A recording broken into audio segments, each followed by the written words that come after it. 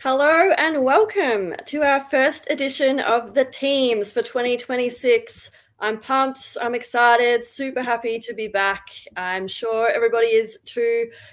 See all the comments coming through already. Feel free to keep commenting as we go ahead of our season opener, opening round clash against the Pies this Sunday night at the MCG. It's going to be a blockbuster, going to be huge. It's looking to be a sellout, which is really, really exciting. Coming off what I think is a really, really promising preseason, lots to like, notched up a couple of wins. No, it's preseason, so I won't get too carried away, but plenty getting me pumped as we head into this big, big game. Ollie, Evan, welcome back. Really excited. I'm guessing you are too. What are your thoughts heading into this big game?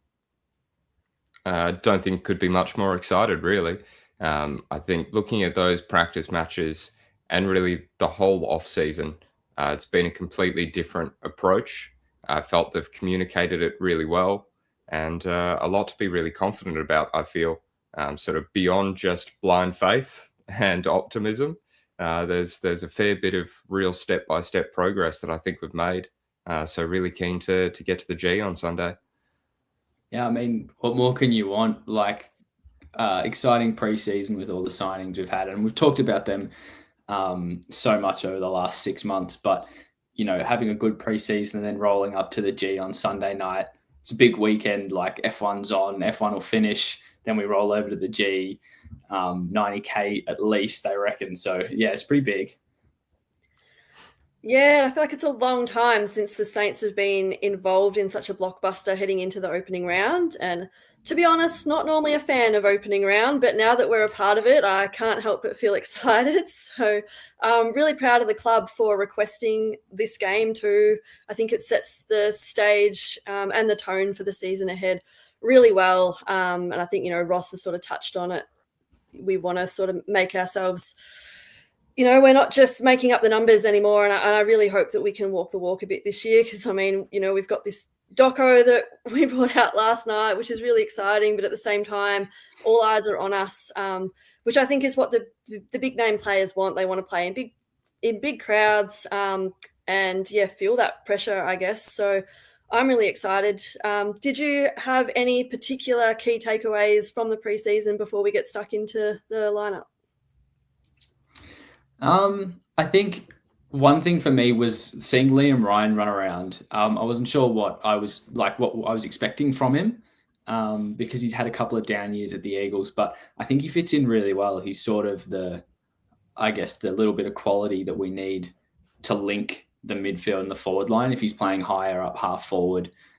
There's a couple of times, like there was one in the third quarter where he was streaming forward and Naz was leading and he actually slowed down and gestured to him to come forward. And I thought that was just such great leadership. And he hit the kick and he hit another one in the last quarter, I think, that was incredible to Naz in the pocket. So I think he's going to provide a little bit of class that we really sorely missed last year. Yeah, absolutely. I think that was one great combo. But I reckon we'll go through the names, but all of the new recruits, obviously we didn't see much of Silvani, but all of them looked really smooth coming into the team straight away. I don't know how good we were expecting, or how quick we were expecting it to work, but it definitely felt like it did. And there were times watching those preseason games where I just had to stop and kind of be jaw dropped, just shocked, being like, that's actually working. Okay, good stuff. And that's more exciting than anything. Definitely pumped. Lots to like. And I will agree with what you touched on there with Liam Ryan. I went down to Ballarat to watch that game and sort of sat behind him as he made that kick into Naz, and he spotted that before I did. When it left his boot, I was kind of like, oh, what's he seen that I haven't? And then it was just champagne footy, and then Naz to finish off was mouth-watering and very exciting. So, I just think this is the first time in a long time I've been this genuinely optimistic going into a season. And I guess in St Kilda fashion, I hope that that doesn't come back to bite me and I don't get a reality check this weekend. But I don't want to talk that way. I want to go in very positive. Before I bring up the teams, touched on this a little bit already, but we'll look at who we've brought in the off-season. Obviously, the talk of the AFL really was St Kilda with what we brought in and what we did. So just having a look at bringing in Tom de Koning and Jack Silvani from Carlton. Then we had Sam Flanders from the Gold Coast and Liam Ryan, as we mentioned, from West Coast.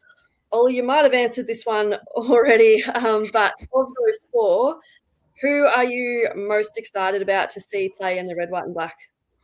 I know I said Liam Ryan before, but I think that was more of a surprise to me than anything else. If I had to pick, I'd probably say Flanders, mainly because he had a really strong year a couple of years ago running through Gold Coast midfield, and that's a midfield that we know is very, very strong and packed with talent, especially now that Petrarca would have pushed him well out. So he's jumped off and come down to the Saints, and I reckon he's the extra little bit of, I guess he's got a good touch with the ball, if that makes sense. Like he's the sort of more, I guess he's more on the outside. He will get that ball out.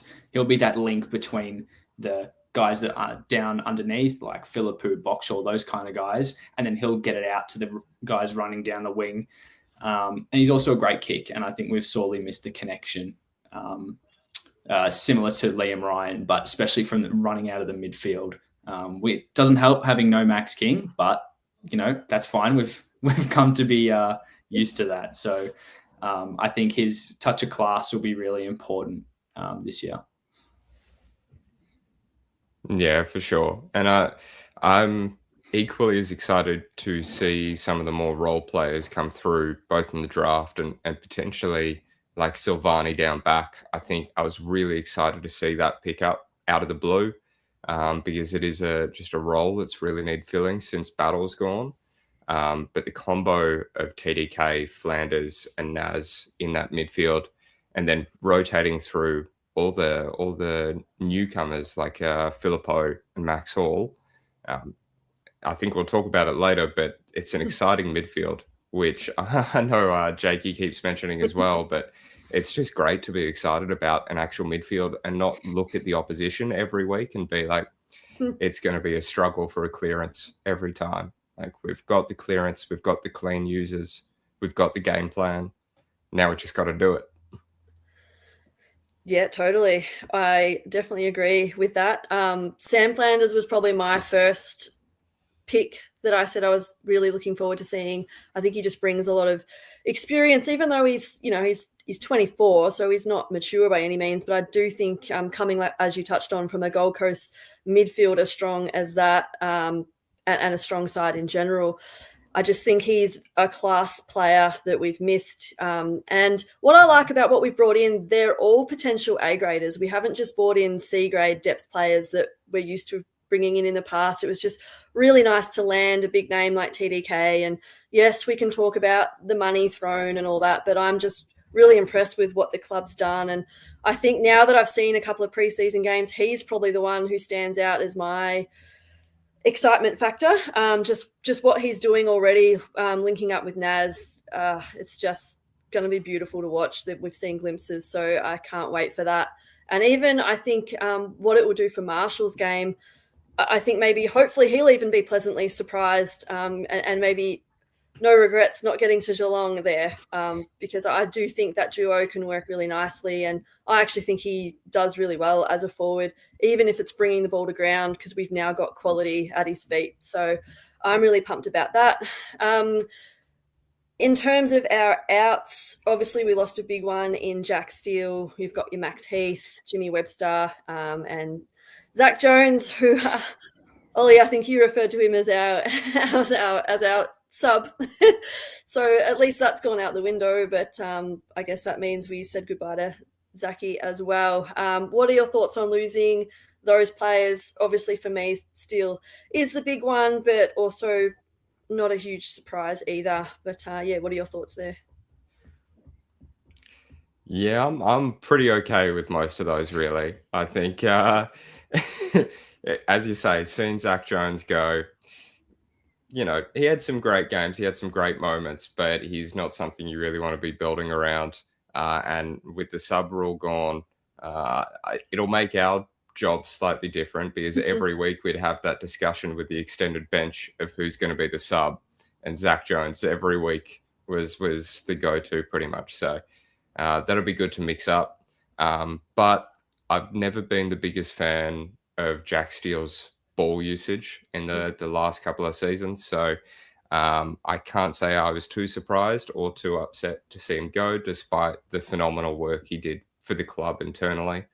I think I'm far more excited to see how we're going to use the ball going forward, now that players like him and looking back, Ross or Crouch are gone.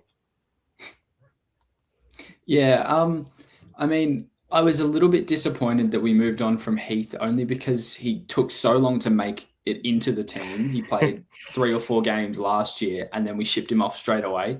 So I don't know if that's just because we knew TDK was coming in. So we've got Dodson on the list. We didn't really need Heath, and Melbourne obviously did, so they could offer something decent for him. But I thought he showed a lot when he did play. It was quite exciting to watch fly for the ball, and he was pretty competitive in the ruck as well.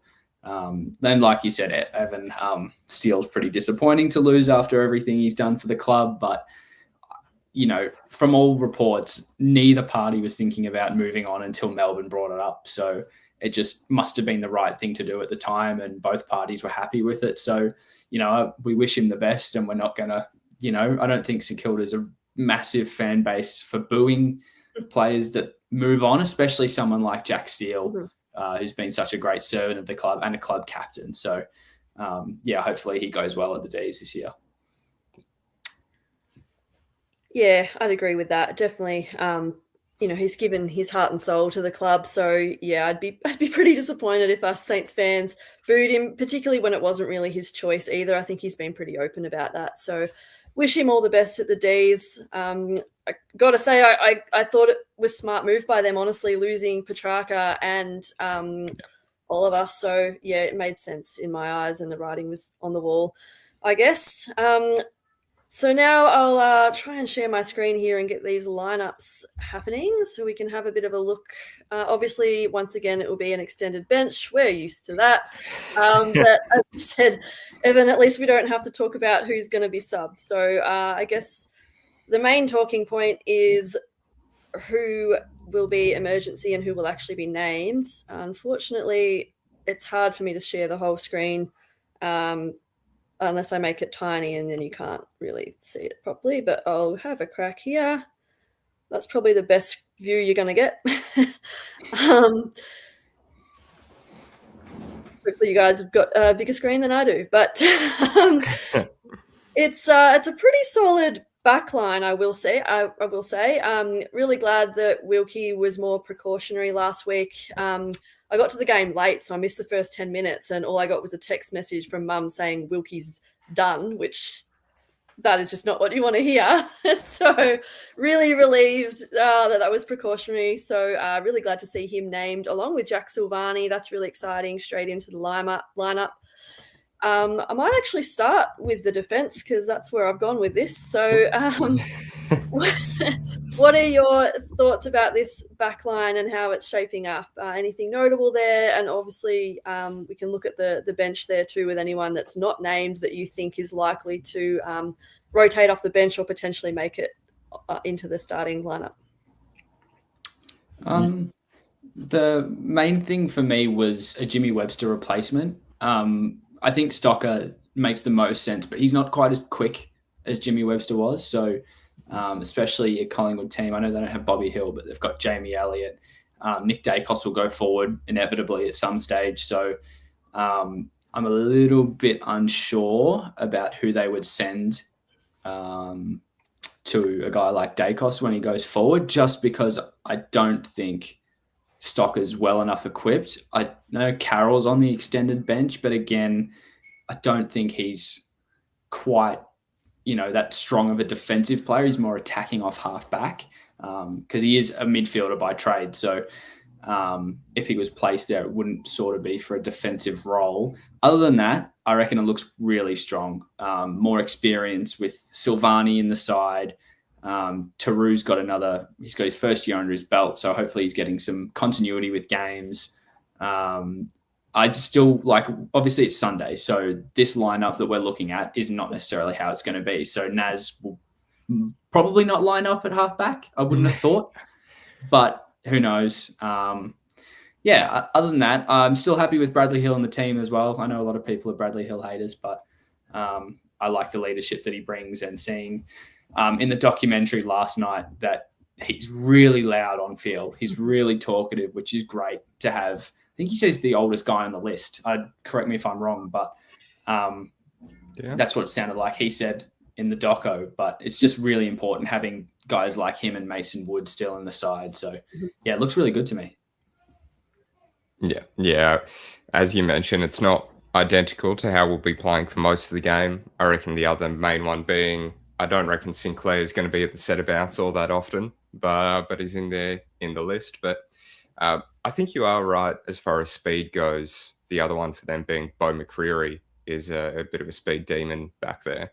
But with that kind of list, I reckon we're looking like we could just dominate the airways sort of thing. Taru coming across, and we certainly don't look outmatched as far as the tools go.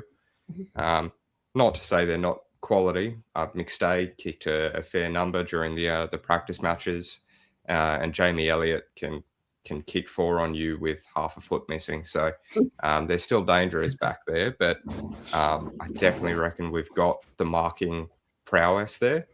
And then it's just a matter of we're playing that more assertive, quick game plan from what we've seen so far, and just making sure that doesn't bite us too much as far as midfielders coming back and trying to score for them, still keeping that defensive pressure going, because we've definitely found at times where we go for that extra kick or that turnover in the forward line and they punish us on the other side. So I'm really confident with the back line. It's just maintaining that composure, I guess, with the young squad. Yeah, for sure. I know a few supporters have touched on Tauru being great when he doesn't have the ball, but concerns around his disposal, particularly by foot. I will say, though, his game against Essendon, I was quite impressed with his disposal. He was really clean, and I just really like the way he goes about it. He does not look like a player heading into only his second season, so really excited to see how he progresses this year. Kind of reminds me a little bit of Maxi Hudson back in the day, just the way he reads the play so well, knows when to spoil, knows when to mark. Actually had this conversation with Mum, so shout out to Mum for the Maxi Hudson reference. If he's half as good as Maxi was, I think we're in good hands there. So just on some key matchups, obviously for mine, the worry in that forward line is Elliott. I think otherwise their forward line's probably their weakest link. No disrespect to Tim Membry either, but that was the other key matchup I did want to touch on just for a bit of fun, who we think will take on Tim and who you would like to see match up on Elliott, or who you think is the best person there to get the job done. I think that lineup's pretty much right. I reckon Wilkie just got to go to Elliott. That is kind of the most difficult matchup. Elliott can beat you and read the ball so well. Silvani to McStay makes plenty of sense. But yeah, Caminiti Member is probably the matchup I'm most concerned about. But I reckon any of the behind the scenes you've seen of Caminiti just loving the competition, he's going to have a blast. So I reckon he'll keep up there and let Tauru sort of play off the ball as much as he can? Yeah, I don't know. Like seeing Taru on McCreary and Wilkie on Elliott doesn't fill me with a lot of confidence, only because they've got two kind of mid-sized talls. McStay's probably the taller of the two, but Membry could play second or third tall. They've got Buller on the bench, who will probably play a lot of key forward as well, but just it's hard to read. When we get these extended benches, it's hard to read because, you know, it's impossible to tell. So I'd love to see a fun matchup on Membry, like send Mason Wood to him or something like that for a bit of fun, like a couple of the older guys. But yeah, I don't know. It's really tough. In terms of Jamie Elliott, I guess Stocker makes the most sense to me, but again, I feel like he's slightly too slow. I don't know. I don't know if maybe Silvani takes him. I'm really unsure. So it'll be interesting to see how they line up. Yeah, it's definitely the one that's got me the most curious because there's not an obvious choice. And then we've even got Jack Carroll on the bench there, who, to be honest, prior to the preseason, I wasn't a huge fan, but I really liked the way he's gone about his preseason. Really enjoyed his game against the Bombers. He had a couple of errant kicks, but apart from that, I thought he was really solid. And again, maybe too slow for Jamie Elliott, but a potential rotation. I don't know. I just think Elliott's so dangerous. He's good in the air as well. So, yeah, it's a tricky one. And Stuart here has also said maybe Silvani takes Membry, which to me takes away a little bit of that excitement factor because I kind of want the next teammate matching up there just for a bit of fun. And for fun's sake, I think Caminiti would be the one who'd be really looking forward to matching up on Membry. But yeah, I guess we'll have to wait and see there. Probably ready to move on to the midfield now. And this is probably the first time I'm not super worried about our midfield lineup because I actually think we've got some really strong depth in there now and a few really exciting players to rotate through. So I think I think Jake's touched on it a fair bit. We're no longer a vanilla midfield, and I strongly agree with that. There's a lot of X-factor type players in there. Who are you both looking forward most to seeing rotate through? And who do you think is going to provide the most X-factor? Yeah, it's exciting across a whole range of different midfield roles. Like as we mentioned before, you know, we've got the X-factor players like Naz. We've got the part-timers like Filippo and Hall coming through there. I am curious though, more and more with Windhager, what's gonna happen with him in the midfield there, because he's no longer fighting for a spot against midfielders that are sort of older and more experienced. He's fighting against, you know, players of his own age bracket. So whether he's going to end up with more time off half back, or I think he's listed on the wing there, which I think he spent some time there early last year, but doesn't quite feel right. So I'm curious if he can't play, you know, 50% plus midfield time, what ends up happening with him within the team strategy. 41 odd disposals off half back in a practice match. That's a pretty good sell for a half back. But I'll be curious where he ends up going forward. Yeah, see, it's an interesting point you make because, like, the only thing I wrote in our little run sheet is who's going to be that fourth, fifth, sixth, even seventh midfielder. Like, we've got so many guys that can run through there now, even just to chop out for someone to have a rest. Like you'd pencil in Naz, Flanders, Philippou as probably our main three guys that are going to run through there, I would have thought.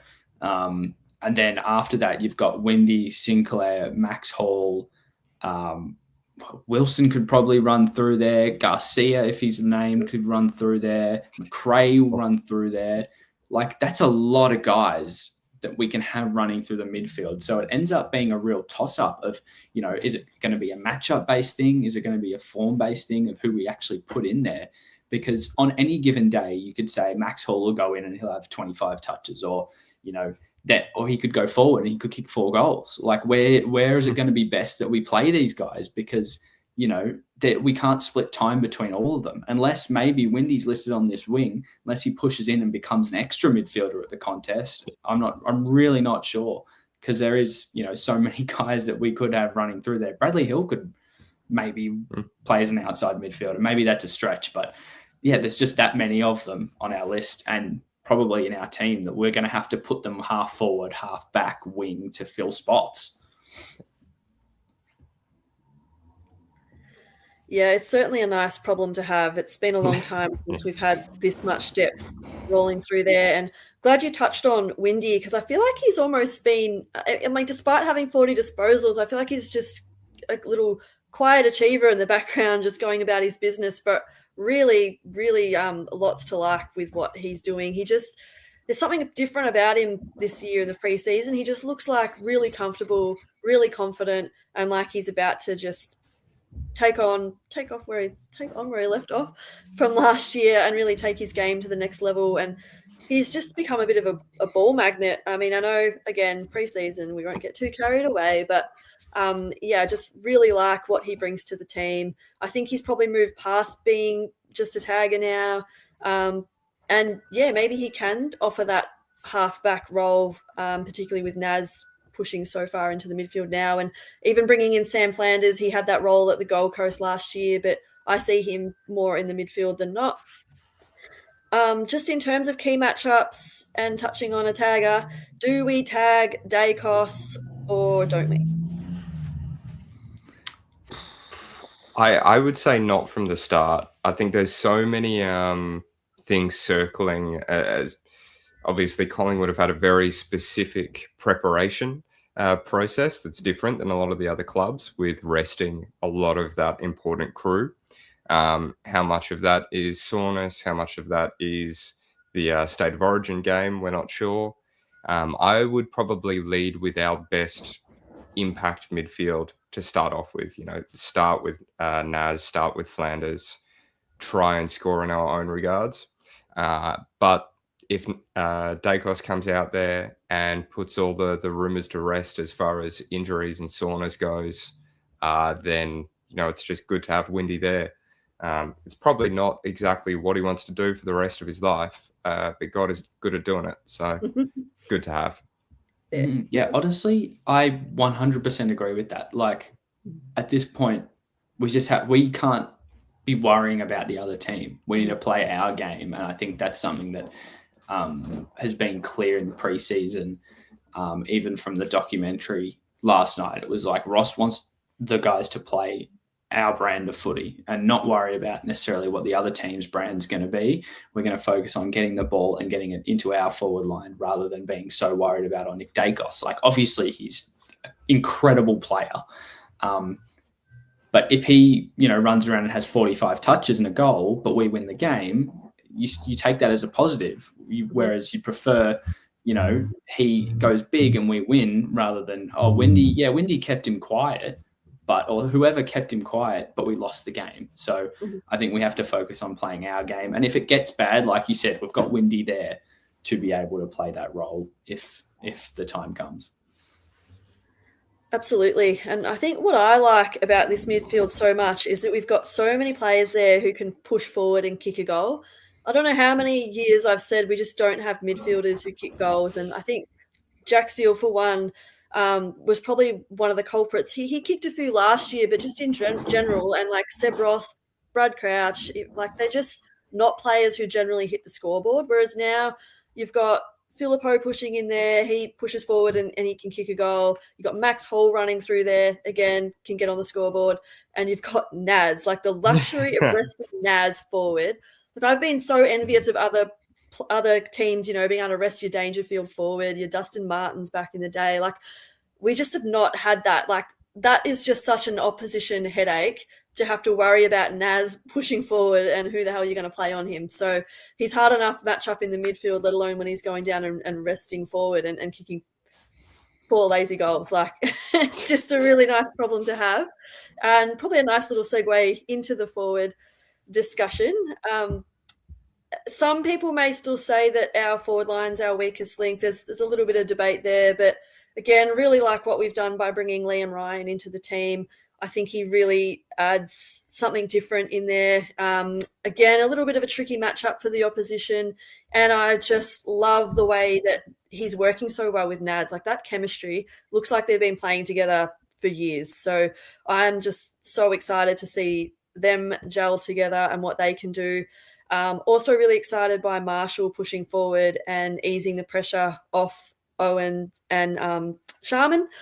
Obviously, we'd like to see Maxi King back in there at some point, but let's just work with what we've got at the moment. And really smart from the club to want to hold on to Marshall. I think they probably were pretty clued on there in terms of Maxi's health. So I think that again forces a bit of a headache for the opposition. So said my piece with the forward line. What are your thoughts? Yeah, I was really happy with the performance for the most part. That forward connection, as you touch on, has been missing so much, and that immediately felt like an improvement. Again, we'll throw out it's just preseason, but in that official practice match, we were one of only 5 teams to score over 100, and we did that pretty easily. So actually to get, 17 goals on the scoreboard, we were struggling to get 8 or 9 during the main season. So that feels like a clear change in tone for the team. I think I'll throw out the our first mention of the year, and unfortunately it's still something we have to mention. Mitchie can't kick a set shot. Whole Sharman to whole that. preseason. We said it like every week last year, and I was really hoping he brings so much to the game. But both him and Sharman just missing set shots, and I guess I'll just say Ballarat wind. Let's get back into the CBD and see if they can kick straight. But jeez, that's a worry. I think the positives, though, are that Sharman doesn't usually miss like that. I think that was a bit uncharacteristic. And Machito still played really well. I think he was really strong through the contest, which was really good. So, you need him to be converting those goals. But, at least he was able to make up for it in other spots. I'm honestly really excited about Sharman this year. I don't know if you guys noticed it a whole heap during the practice matches, but there was so many little things that he did that set up goals. There was a couple of times, I think it might have been the Gold Coast game. Gold Coast, yep. All he did was just tap the ball, but it was perfect. He didn't need to take possession. He just tapped it forward and guy ran into goal. I can't remember who it was, but there's just a couple of little things that he's doing that he's obviously worked on, and he's watched film and seen that, I can actually – I don't have to take possession of the ball to be effective, which I think is really important especially for a key forward, because you can impact the game in other ways other than hitting the scoreboard. So that's really positive. And then I think like you said, Alana, we've got so many guys that can drift forward. It's going to be a matchup nightmare because we've got those midfielders that we were speaking about earlier who we can play anywhere on the ground. And having Naz, like you spoke about, he could easily average 3 goals a game because he just goes forward in his 5-10 minutes, or maybe a little bit more throughout the game. All he has to do is make a couple of leads, and they're not following him. It's going to be great football to watch, assuming it all goes to plan. Can never be too sure, but I think we're looking really dangerous up forward this year, which is something we haven't really been able to say of recent times. Absolutely, and there's a few people just commenting on Owen's positives and negatives, but I do agree that him not having to ruck just really changes his game, and he can just focus on what he's good at rather than having to chip in all the time. That just must be really detrimental, and we probably take for granted how much he's had to do that. And I think it'll be really nice not having to do that so often. He does have a really, really average ball drop. Don't know if it's something that can be fixed this late, but here's hoping. And like you said, Ollie, I still think he had a really high quality game against Essendon in particular.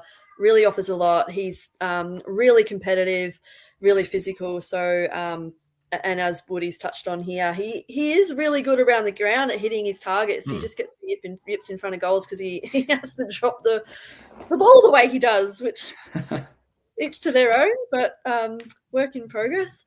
I will say too that last quarter against the Eston, again, no, it's preseason, but it was just so exciting. Like there was just, goal after goal, the team gelling, the connection early. Like if we can bring more of that into the season, there's going to be so much to like. And even, I had these girls behind me and they were in love with Filippo. And it was just like, it's been so long since we've had that real like fandom where you're getting behind players and you've got these players who are bringing people and bringing crowds. And I think that's just so important. And I think we've got a few players there now that are really going to do that. And, even attract more like this young crowd, getting them back into the footy.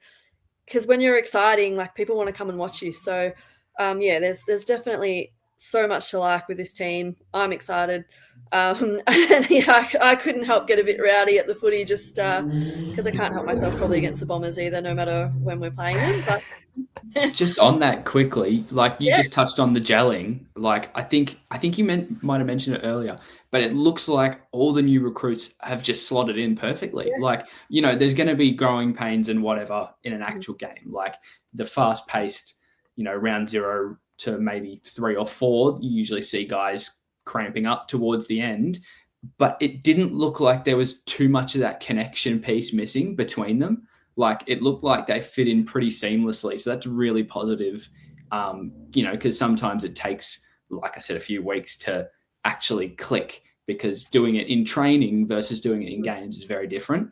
But yeah, it looked really good. Even just starting from the right contest, TDK looked really tuned in. So yeah, really positive. Agreed. And before we talk a little bit more about the opposition before we finish up, with this lineup here, who are the 3 unfortunate boys who have to miss out and be named as emergency? Who are you cutting from this team? It's a tough one. Let's see. I don't know. Banfield to me is the easy one that just naturally is emergency. Had a great show of it so far, but he's probably still got to earn it. It won't be Wood, it won't be Stocker, it won't be McRae, and not Ryan. So I reckon there's 4 for that last spot. I reckon it's a toss-up between Garcia and Keeler. Wait, hold on. How many are missing out? Sorry, I think I might have miscounted. 1, 2, 3, 4, 3 miss out. So if Banfield misses out, Carroll misses out for me. Oh yeah, something. Yeah.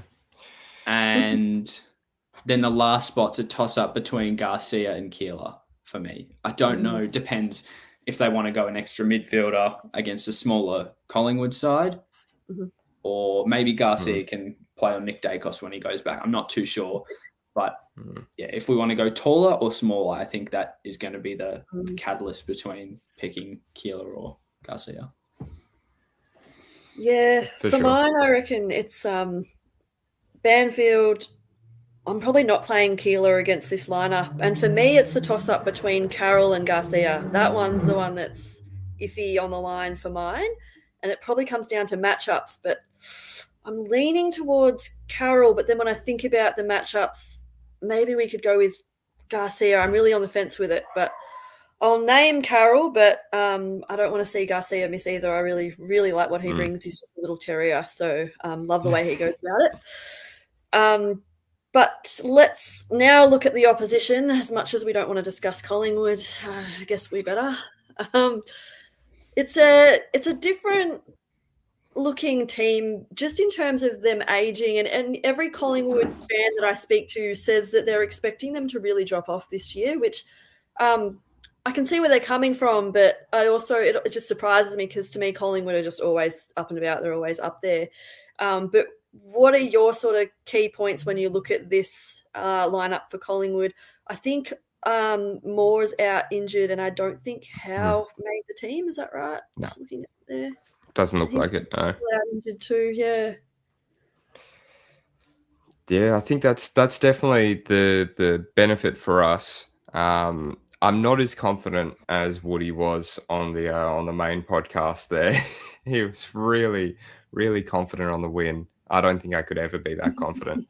But it's definitely set up for success, because it's hard to tell because they had that odd preseason.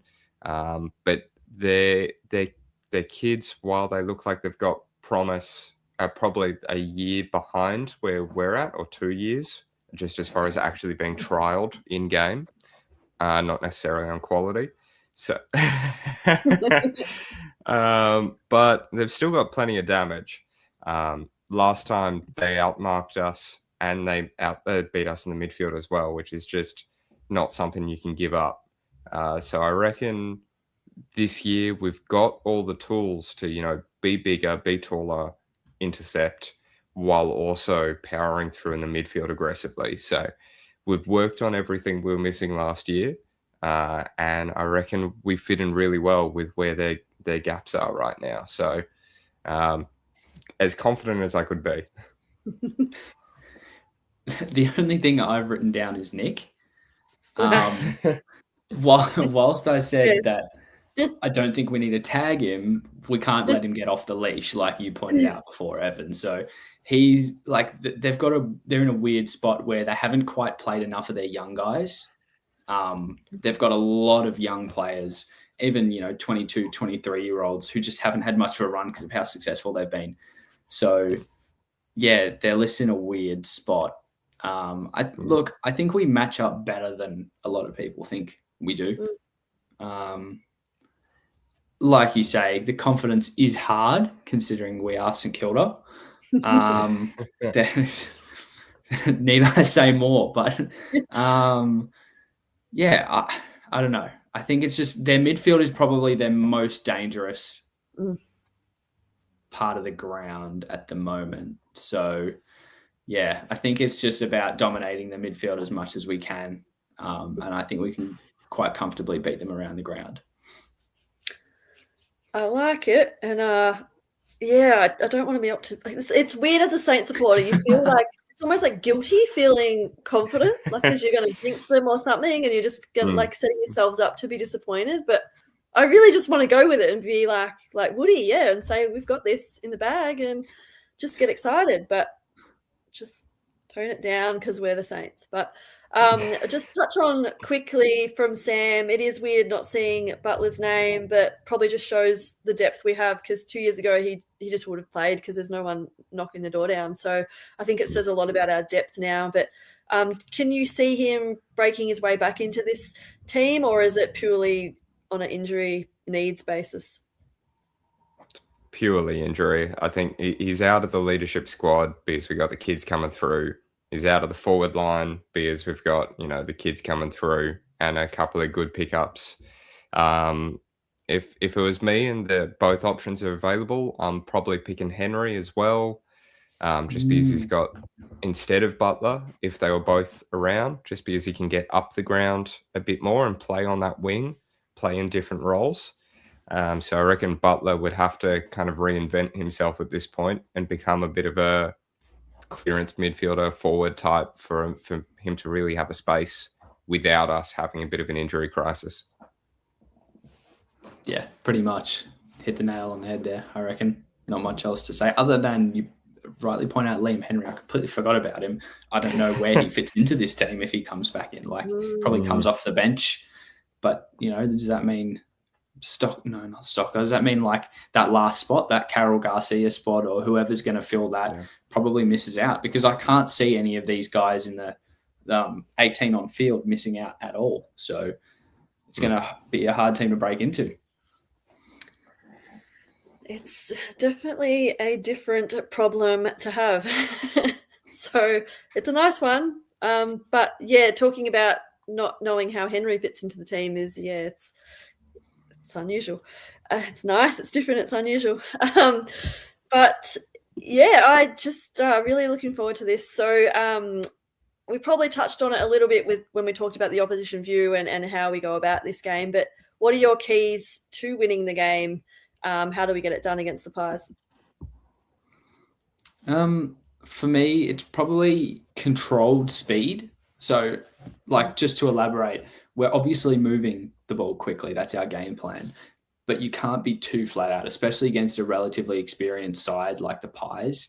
I think we need to, once we get to a certain point on the field, like just past half back, then we can go, because there's less consequences from turning it over.